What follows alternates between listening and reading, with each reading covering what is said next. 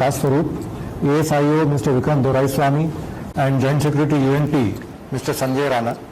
As you know, India was elected as the non-permanent member of the UN Security Council in the elections late last evening.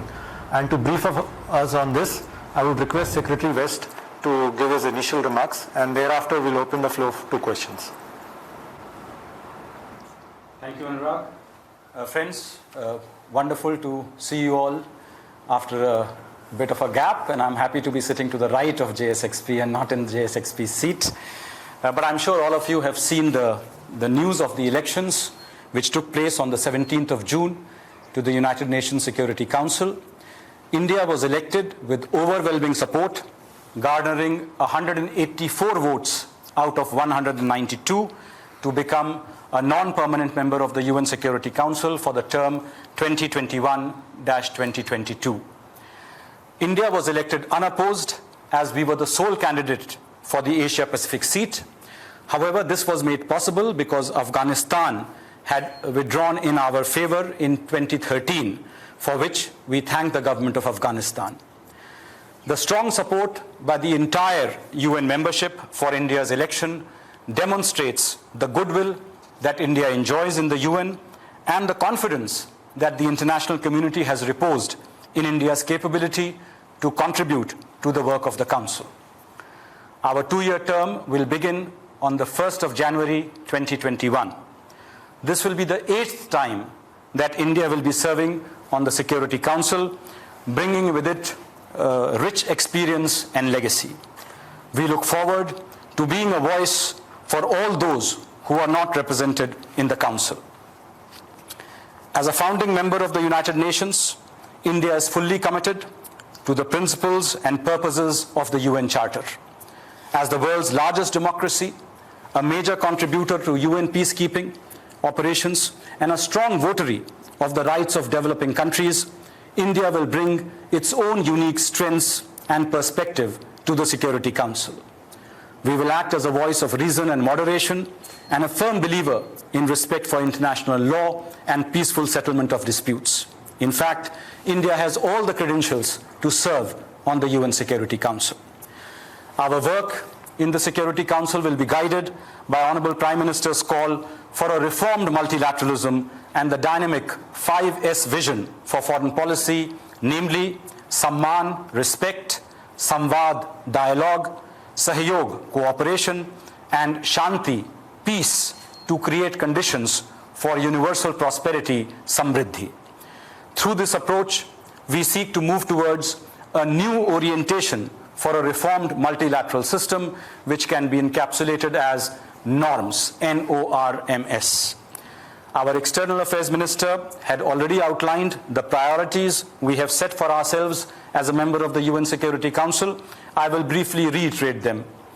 Seeking responsible and inclusive solutions, concrete and result-oriented action at the Security Council for an effective response to international terrorism, reformed multilateralism to reflect contemporary realities, a comprehensive approach to peace and security guided by dialogue, mutual respect, commitment to international law, for which we also hope to help streamline UN peacekeeping, and technology with a human touch.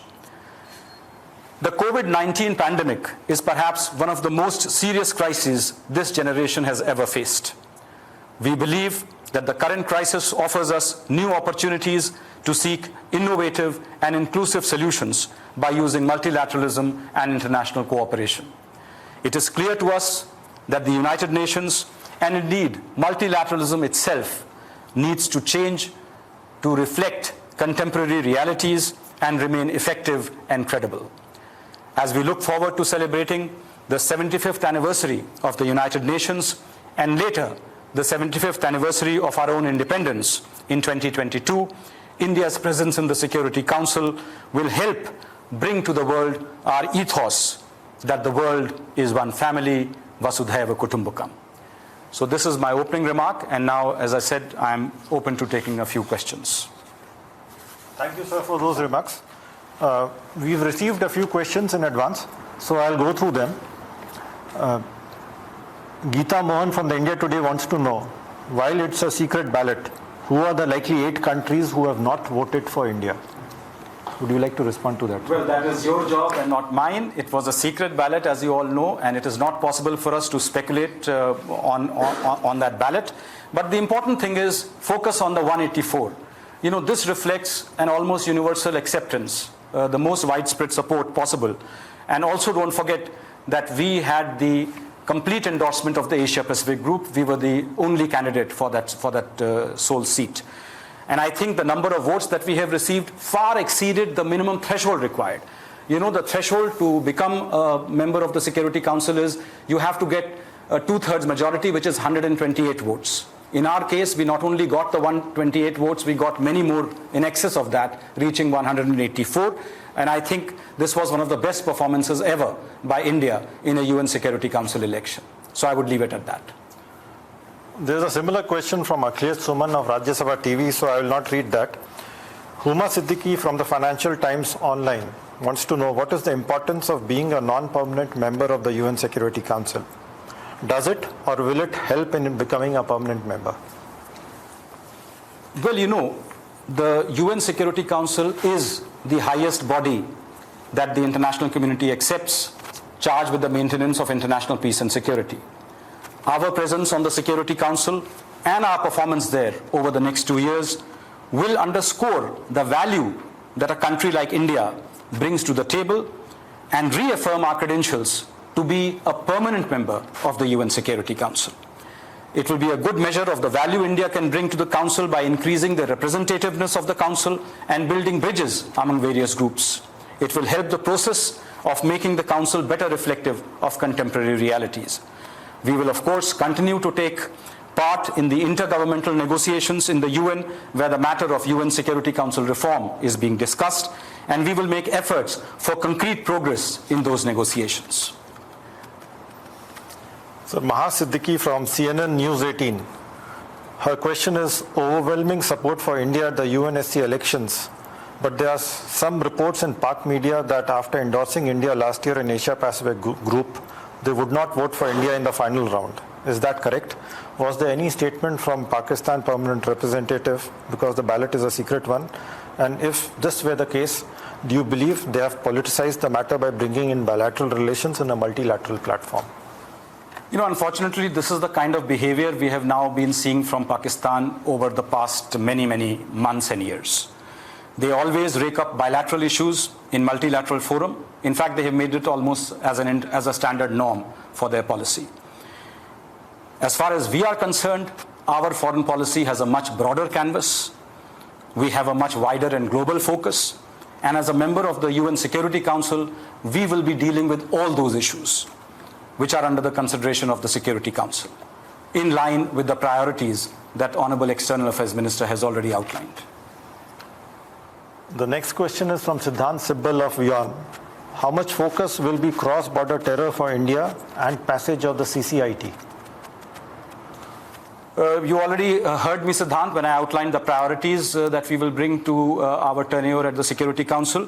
And yes, enhancing counter-terrorism action by the UN Security Council is one of the main priorities for us. Earlier also, if you recall, when India was a member of the UN Security Council during 2011-12, we had chaired the United Nations Counter-Terrorism Committee and had brought in the concept of zero tolerance for terrorism. During our coming term, we will work to enhance the global action against terrorism, their supporters and sympathizers, and safe havens by seeking the streamlining of the process of sanctioning of the terrorists and terrorist entities. The process of sanctions also needs to be depoliticized, as there is no justification for any act of terrorism. We will also work for the early finalization of the Comprehensive Convention on International Terrorism, which, as you all know, India had proposed way back in 1996. There's another question from Siddhant Sibbal. Is UNSC an archaic body which can't bring a statement to on COVID? Look, COVID-19 is the biggest pandemic, biggest crisis faced by our generation. And in the UN system, it is being dealt mainly by the World Health Organization, which is the key technical body empowered to act as the voice of the global community in this regard. However, at the same time, we have clearly said that the UN system needs reform urgently, and all its bodies, including the WHO and the Security Council, need to be reformed to reflect contemporary realities. This is the reason why Honorable Prime Minister has called for a reformed multilateralism. So the point is not to reject everything, but to see what is there and to make it better. So Madhurendra from News Nation wants to know what was China's and Pakistan's position on India's election to UNSC.